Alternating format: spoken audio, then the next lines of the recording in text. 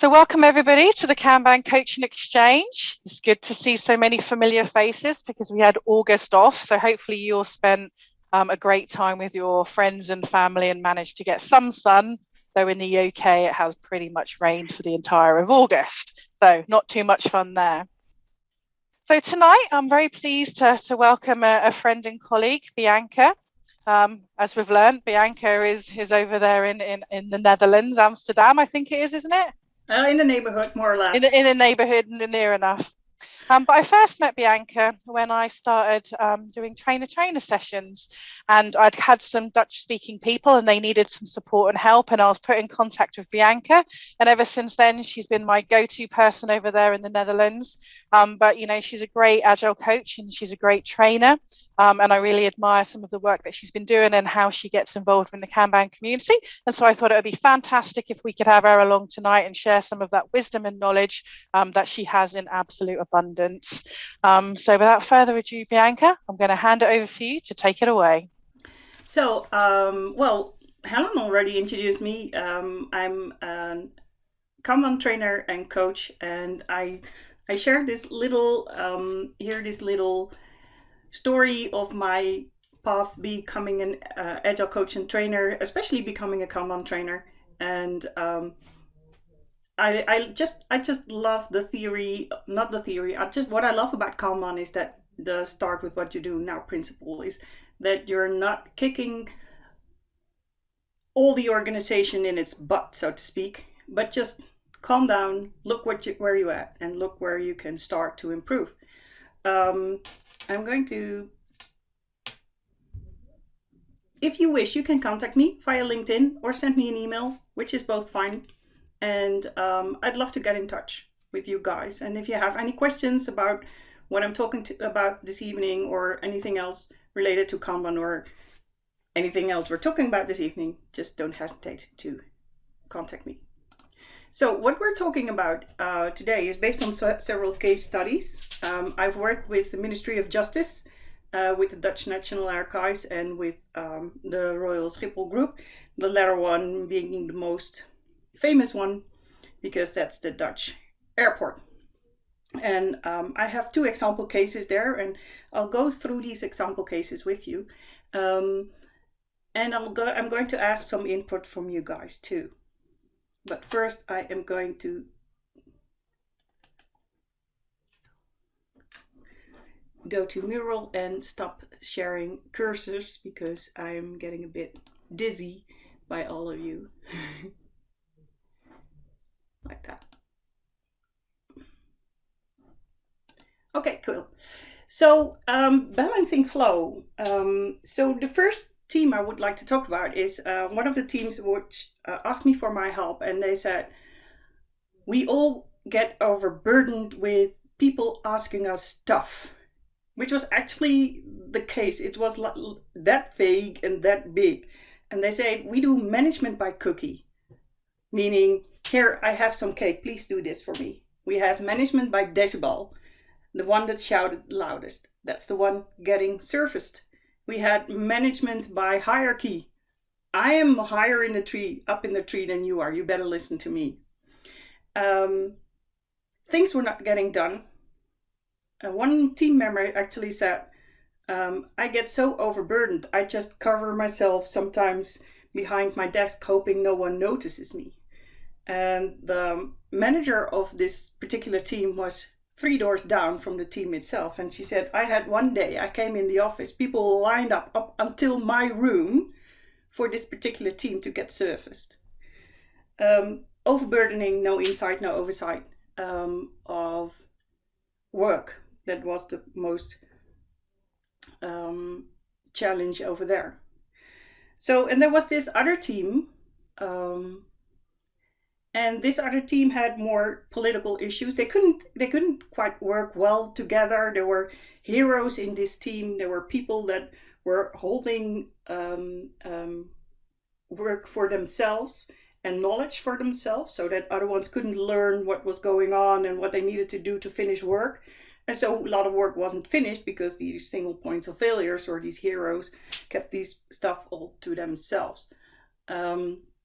And this other team was quite quite big actually. It was like 20 to 25 people. And I was asked there to help them to collaborate. So this was a very different question. This was about collaboration. It was about forming a team, but still there were some underlying principles of overburdening and not having flow in their work. So these two teams, I will step by step take you in balancing flow with these two teams. So what I found is what I did, I just have like 4 steps to balancing flow. So it's really like straight on. It's not no secret. It's nothing. It's no like rocket science or something. It's just 4 steps that I do. I do an analysis, and I use static to do that. As this is a common coaching exchange, I guess that we all know what static is, so I'm not going to explain static. And then I'm going to take a look at the classes of services. Can we discover classes of services specifically for this team, service, product, organization, part of the organization, whatever you're working with. Then we're going to do an educated guess on how we can balance the flow and, of course, measure and evolve. So far, any questions? Cool. Then we're going to the next step, analysis with static. So what I usually do with the team is I go through the complete static. But if I do really want to balance the flow, I revisit either what we have done earlier or I'm going to redo it again. So what I would like to do now is we take the first 3 steps. Step 2 to 4, sources of dissatisfaction, sources and nature of demand, and current delivery capability. And we are going to take a look at that, but that's too big to do it right now. So what I would like you to do is the people that are in the mural, just post any stickies, only sources and nature of demand. So only demand analysis. So go ahead and I'll put on the timer and I'll give you, not 5 minutes, I'll give you 2 minutes.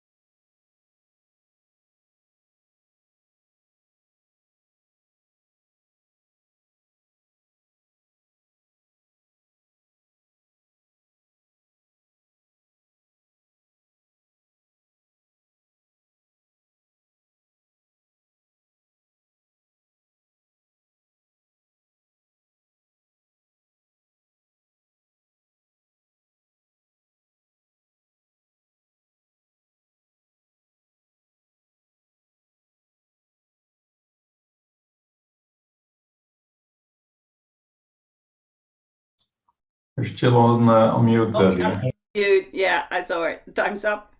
Thank you, everyone, for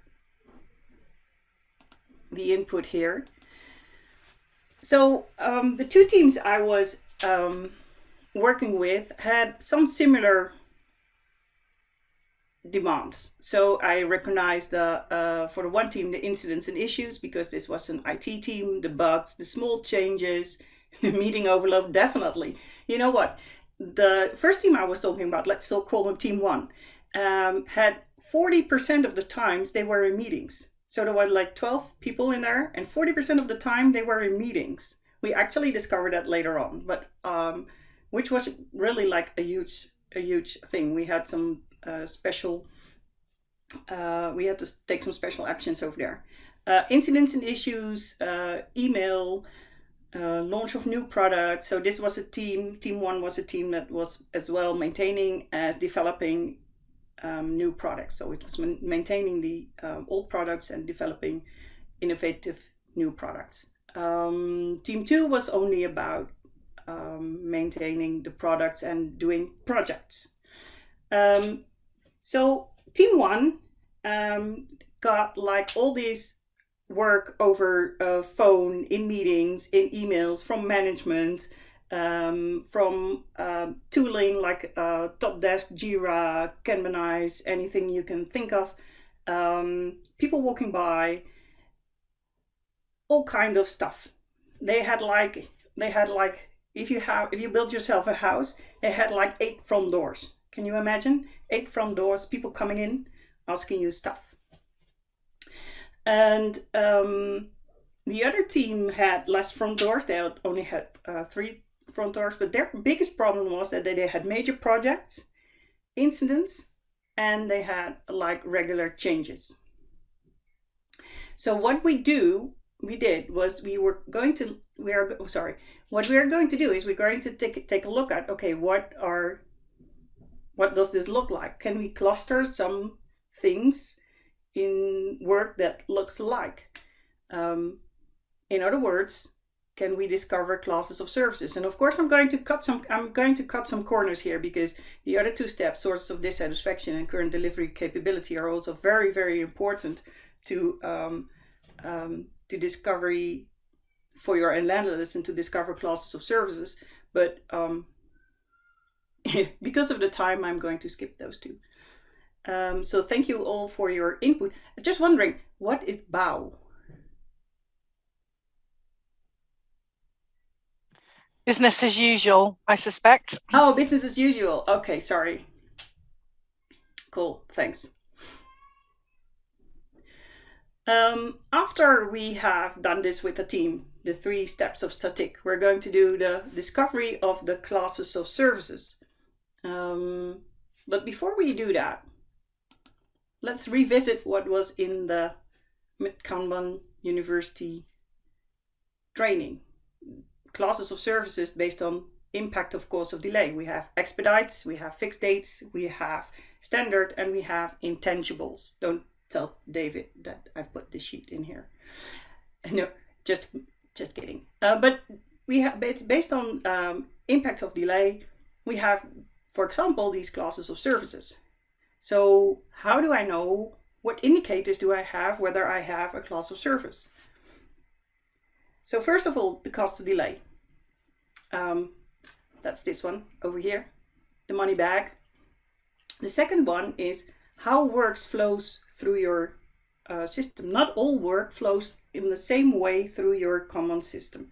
For example, if I want to write an article for a newsletter, that has some different steps than if I want to solve a bug in my latest tool that I have brought to production. Meaning that based on your flow, based on the statuses in your Kanban board, you can have different class of services. Does not need to be, but it could be an indicator. Another indicator could be your customer. How many are they? How many, what kind of customers are they? What are their levels of expectations? Can you group those per group of work? And last but not least, is the nature of your demand. How quick are customers demanding stuff. For example, if I go to a maintenance team, they have incidents. Incidents come quickly. There are a lot of them. They handle like 10 to 30 to whatever, how much a day. Changes, however, come more slowly and may come in bursts because of projects, of stuff like that. So how and when, hey, your demand analysis is very important for this last step. How and when the work comes to you, is also a very big indicator to make the class of service. Let's check the chat. I see something. Oh, wow, it's business as usual. Thank you. Are there any questions up until now?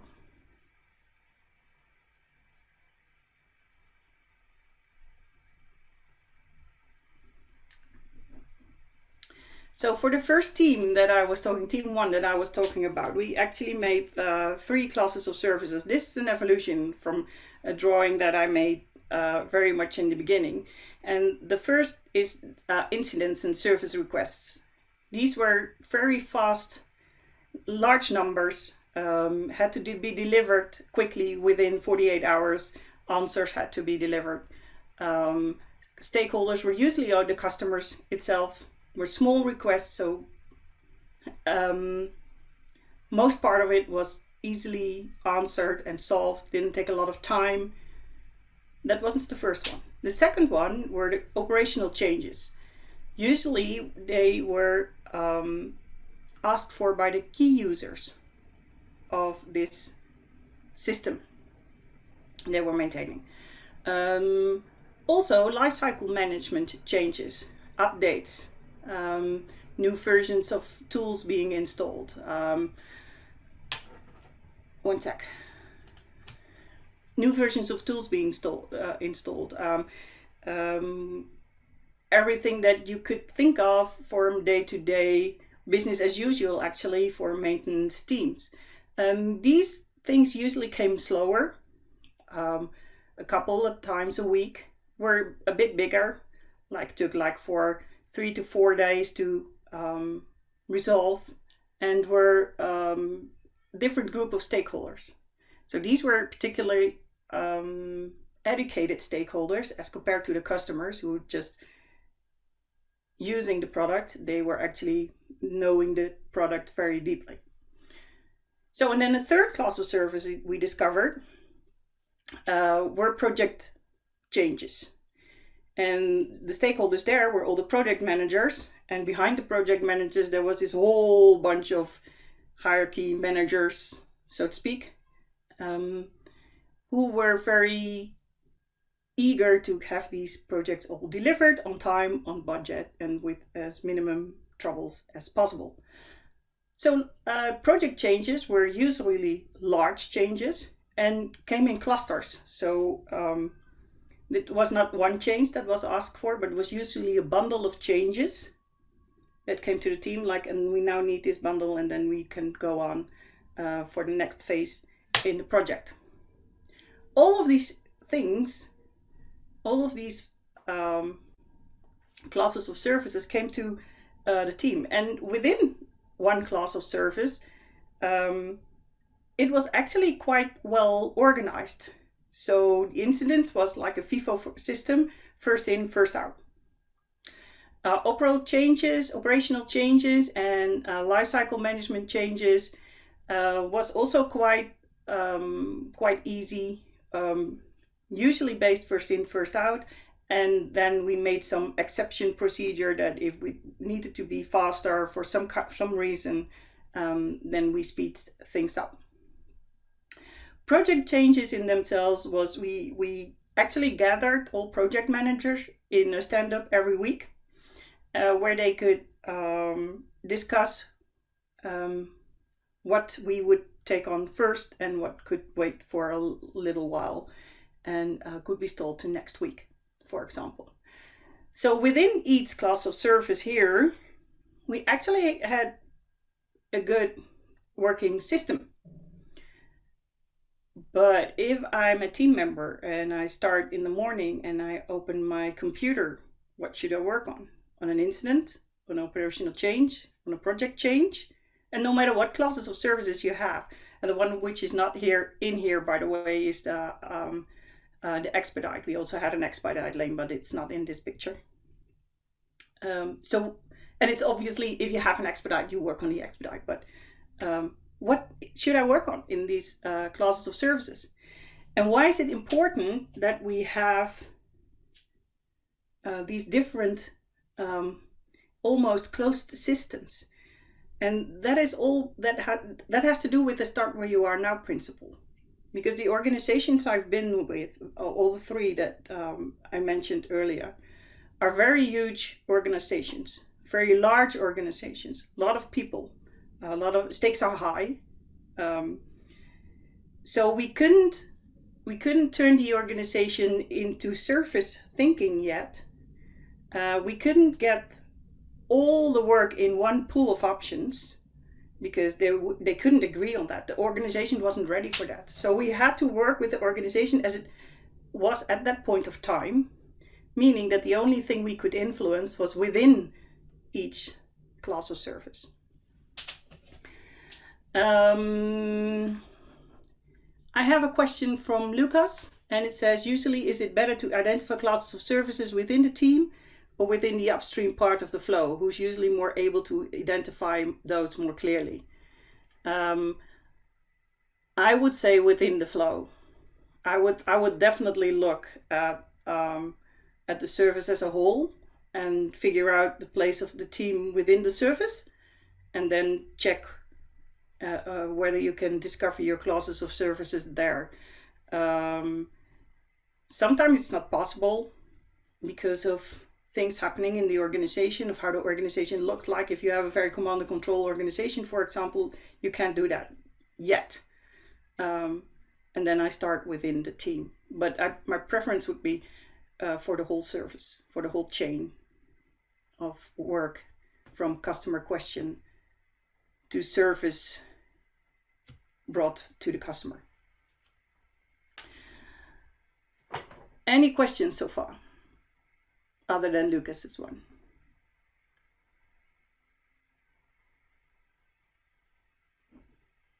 Other than I love your little images, Bianca. I'm really jealous of these little pictures of people. Thank you, Ellen. Yeah, well, I started drawing a long time ago when I discovered that I learned better by drawing than by writing down. So I actually have one customer, and teams are feel very neglected if they don't get a drawing. Okay, so back to the discover the classes of services. Could you think of any classes of services we have, except for the regular ones that we have within the Common University materials, like fixed date, interchangeables, standard, and expedite?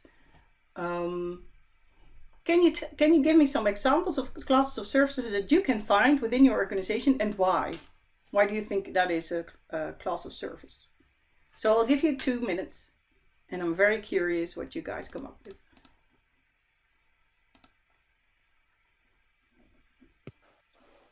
Bianca, I'm sorry, I'm a little late. I don't have the link to access the mural. Could you share again, please? Yes, I can share again. Okay, thank you. It's all right, Bianca. I'm on it. You keep focused. Okay, thanks. Thank you.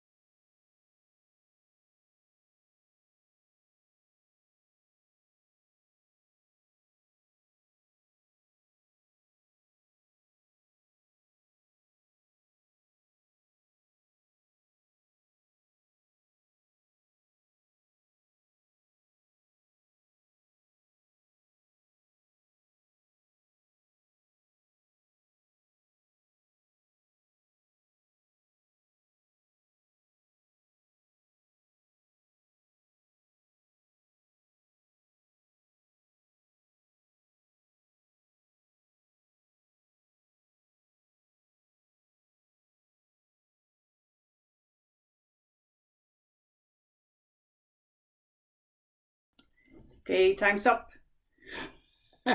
I see some fictional deadline done by a certain date because business wants to release on a date. Oh, excuse me, my alarms.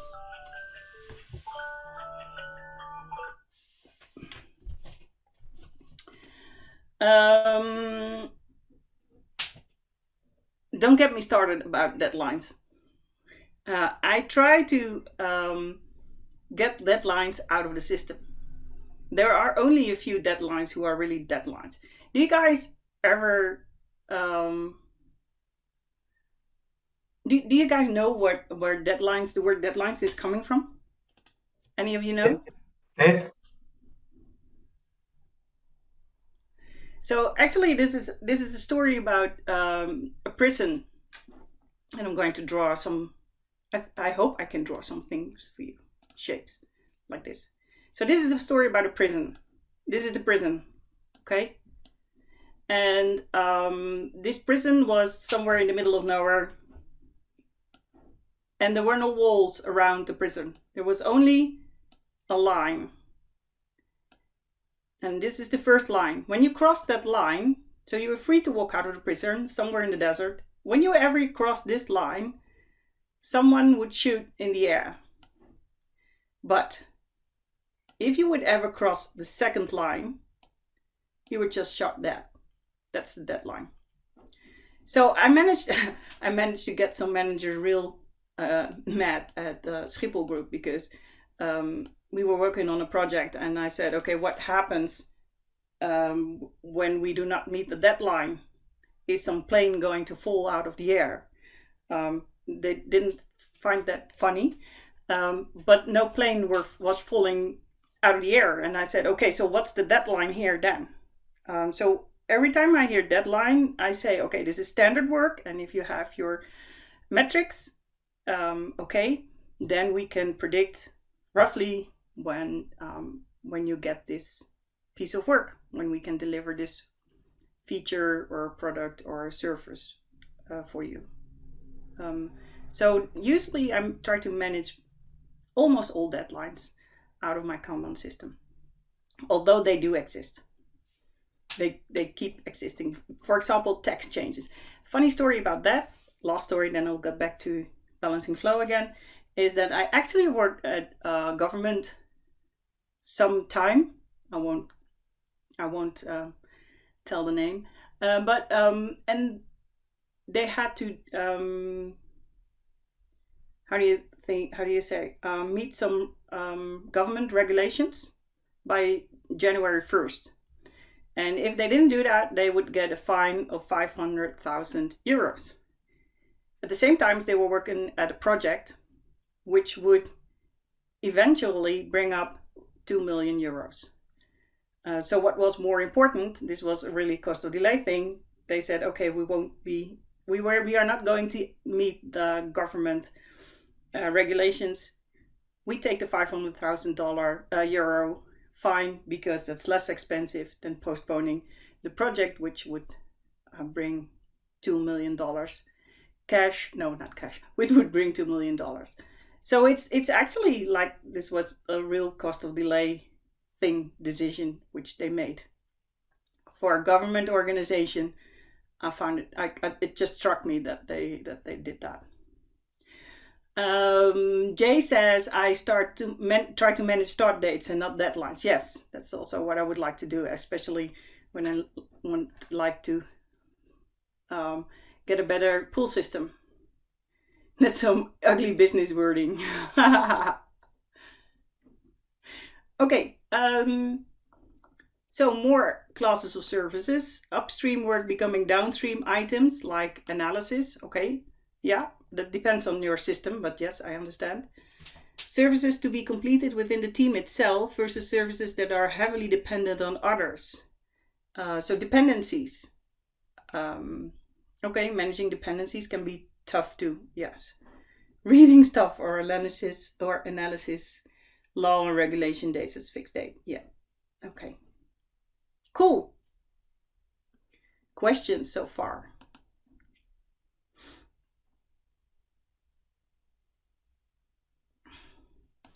Okay, so now we know we've done the analysis, so we know what demand and is coming to us, and we know why people are unsatisfied, and we know which capability we have. We have made our classes of services, so we have clusters of work. And then what? And then we make an educated guess about how we balance stuff. Again, this is I started working with this method because organizations weren't ready for the one pool of options,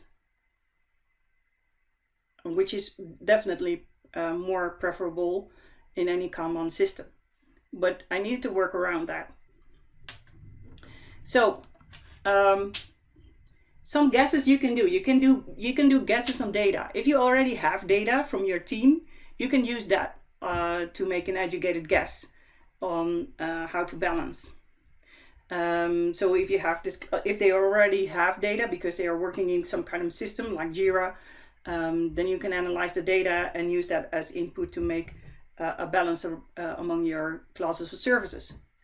You can use management agreements. That's actually what I did with the Ministry of Justice, is that they said, okay, we think that it should look like this.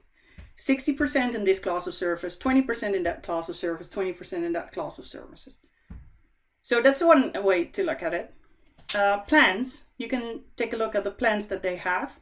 And usually there's something in there that gives you real good insight in what they expect in the balancing. And then last but not least, gut feeling. This is also something that I'm using right now, also within the Ministry of Justice. And I just asked teams like, okay, so how much in work do you have in this particular class of service? And they tell me how much work they have. And then I ask, okay, if you give me a number from 1 to 10, how does that amount of work feel like? And usually it's 9, 8, 9, 10, meaning they are overburdened. The higher the number, the more overburdened they are. And then I ask, okay, and what number would make you feel comfortable? Yeah, usually around 6, 7, 5 sometimes. Okay, and how does that relate to how many work items you would like to have in that class of service? And then you bring it back. So what I like about this method is that the team itself owns their balancing, that they try to figure it out themselves, which is real valuable for the adaptation of the next step, is to implement it, to really use it and measure and evolve. So gut feeling can also be a very good instrument to make an educated guess. So some methods, and I actually just worked with 2, and that's work in progress limits per class of service or a percentage. I'm going to put the lights on, by the way, or else you can see me no more. Okay, there you are. Moral of the story is there's only one cake to share, meaning that if I have 4 classes of services and I have, for example, I have a WIP of 20 over the complete system, and I do like 8, 5, 4, 3, which is 20, I cannot make it 21, because I cannot just grow the cake bigger overnight. I can hire someone, of course I can hire someone, and then perhaps take a look at the WIP again and adjust it. But this is important for as well as the team, as the customers, is there's only one cake to share, meaning that if we want to take more time within a certain class of service, that means that it eats time from another class of service. I can only spend my capacity at one place. And Kanban being a pool principle, being based on pool principles, this is a very important rule for the educated guess and for balancing your flow. Questions so far? I see that there is something in the chat. Yeah, I have a question. This is something that I've struggled with for a while. Is we've started collecting our metrics, but certain tasks in the team I deal with, it has like a pretty heavy data science component. the data science tasks have almost like infinite variability. Some of them can take 5 days, some of them can take 3 months, and they can just start as a story. We need a way to do this. And like 4 months later, you're like, oh, we found it. And for other ones, it's like 1 week later, we found it. So when we started collecting our metrics and started talking about this, the team together with management kind of decided on this policy of like only one data science task at a time, because we never know how many they're gonna take.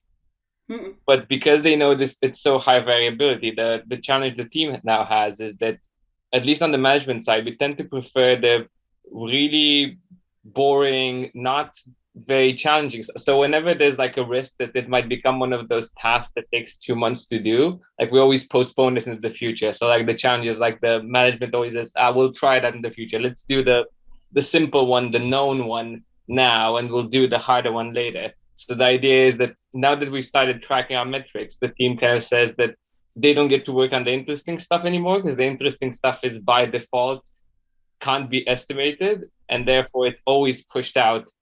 And I don't really know how to answer this question, because I understand why we don't want to take in the stuff where we don't know how long it's going to take. But also from their perspective, we don't get to work on anything cool anymore. Yeah. Oh, that's quite interesting, actually. So, so what have you tried to convince management that you need some of that cool stuff in your system? Well, the cool stuff is obviously the stuff that's like high risk, high reward, right? So the cooler things are stuff that are going to give us higher rewards. So I guess our discussions so far have been around, we can do the basic things, but if we ever want to scale up, or if we ever want to introduce a really interesting feature, we need to allow some time for research. And the question always, the thing always comes back as, nobody's really asking for this right now. So we'll research it when somebody asks for it. But at the same time, whenever somebody asks for it, like there's this assumption that the research will just be done quickly. So whenever someone asks for it, there's high resistance to telling them like, cool, we'll start researching it, we'll get back to you in 6 months. Yeah. Okay. Yeah. Well, so this is, you either need people to back you up, and management to back you up to do that stuff, and let them realize that you need to be innovative to also to conquer the market. So if you look at the if you take a look at the Kanban agendas, you're not only looking in, but you're also looking out. How can I be innovative enough and still be alive as an organization in 1 year, 2 years, 5, 10 years from now? And I need to be innovative. If I'm not, then I'm just going to be eaten by some other organization who was more innovative than I was. So that's one part of it. It sounds like there's a lot of intangible stuff here. Am I correct? Yeah. Yeah. And do you have any? Do they have any agreements on working on intangible stuff? Not really. We kind of do them when they're necessary for something else. So we don't have a split of like we do 20% this, 40% this. They kind of only come in when they are dependencies for other stories. Yeah. So sometimes what helps is is that you say, okay, I would like to experiment with some.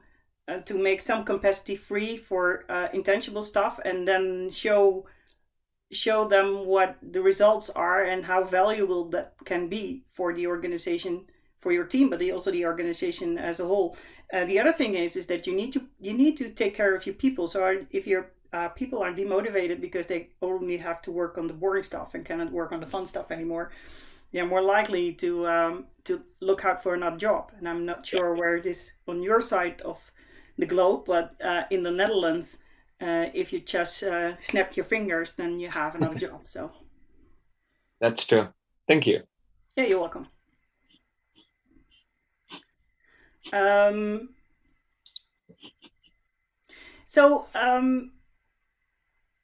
Educated guesses. So you can make an educated guess on several in several ways, using several methods. I used WIP and I used percentages. But the most important thing is there's only one cake to share, meaning I have a limited amount of capacity and I have to divide that on the different classes of services. Therefore, I need to know how much capacity I can use for a specific class of services. Reminder again, for organizations that are not capable yet to put everything together in one pool of options. And then measure and evolve. Start measuring the day you come in. I think you all guys will know that, but this is one of the most important things. Measure. Lead time or throughput, high level is when you start, when you finish, you can do that quite easily and you have data quite quickly. A CFD would be fun, but that usually takes more time, and not everyone is, when you start introducing Kanban, is immediately willing to scribble down every time they move from a status to a status the dates. So unless you of course have a digital tool for your Kanban system, Kanban board, that would be nice. Then you can extract the data and make a beautiful CFD. One of the things I always measure is the stuff that's not on the board. Remember team 1 from the organization, that where the manager said people were lined up at 3 rooms down from the team room? They managed to have 60% of their work not on the board. What I did is I said, okay, for 2 weeks, you're going to we are going to dot every hour you're not working on the board. I don't care what it is, just do a dot on this piece of paper on the wall for every hour you're not working on things that go through your Kanban system. 60%, they managed to show me 60% of the work. Then we started classifying those not on the board work and made agreements on what part should be on the board, like all the work, and what part should not be on the board. This was more like team meetings and trainings stuff, answering email in the morning, have a chit chat with your colleagues, stuff like that. No, just kidding. But there's a particular, there is work related stuff that you cannot put in your Kanban system. And yeah, answering emails, answering phone calls, team meetings are examples of that. But what you do want to know is how much that eats from your capacity, which you can divide on your different classes of services. And you can make policies on what should be on the board and what should not be on the board. But the moral of the story here is measure, and evolve. Evolve to a better, better balance. Evolve to a better flow within your team, within your Kanban system. I'm sorry. And evolve in how you put through work. Oh wow, lost my words there. Evolve on how you get your customer serviced in a proper way. So that was, I think I'm almost there and it's time, right, Helen? Still got 10 minutes? Yeah, still got 10 minutes. So that's you'll be right. Cool, because last one, questions or feedback. Oh, and I'll still give you wait, hold your horses. Because I still have the stuff that the team 1 and the team 2 where I started with. So team 1 actually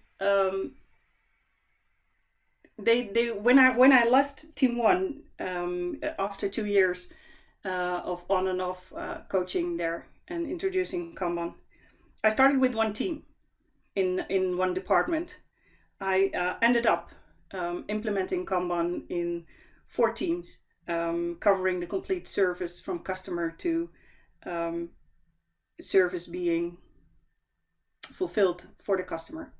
And the biggest compliment I got was from one of the team members, and he said, "I finally know what to do now, and I have I have we call it in Dutch, ik heb de rust. I don't feel like pushed for doing it on a certain time. I have like this calmness. I am not overburdened anymore, and I really was on the edge of leaving this job, and now I have fun again. I love the team. I love the way we're working, and thank you for bringing fun back to the team.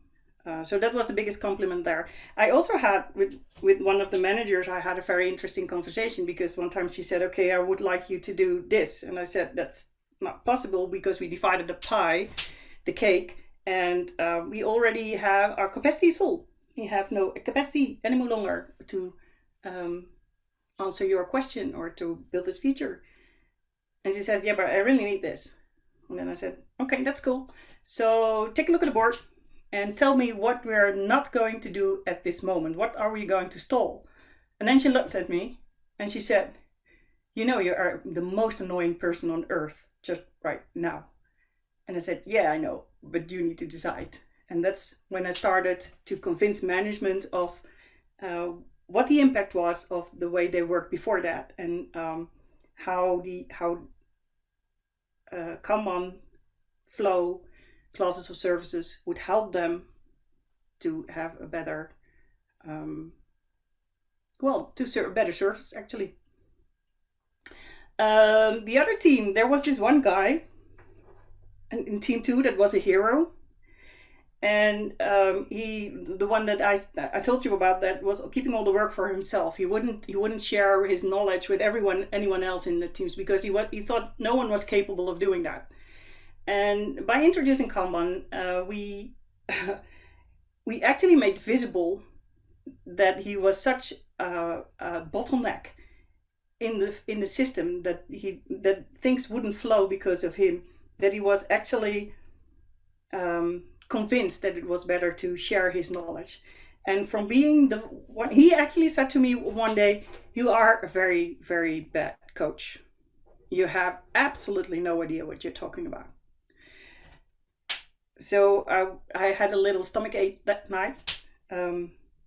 6 months later, he was the one telling the whole organization, we're doing Kanban, it's working great, you should do that too. If you want to take a look, come to my place and I'll show you. So I really love that. So introducing Kanban was very important there. More important was balancing the flow, meaning that we made agreements with all the customers of that team, and meaning that we also had clear insight in customer expectations, and that if we could not meet customer expectations, we could explain why. So our relationship with our customers would go up very much. So far, my story. Questions or feedback? I had a question which I've answered in the chat. Can you use class of service in Scrum? Yes, of course you can. I like to phrase a colleague of mine, and I hope I don't get killed after this, but he says Scrum is just a particular implementation of Kanban with specific rules. So everything in Scrum, in Kanban, you can use in Scrum.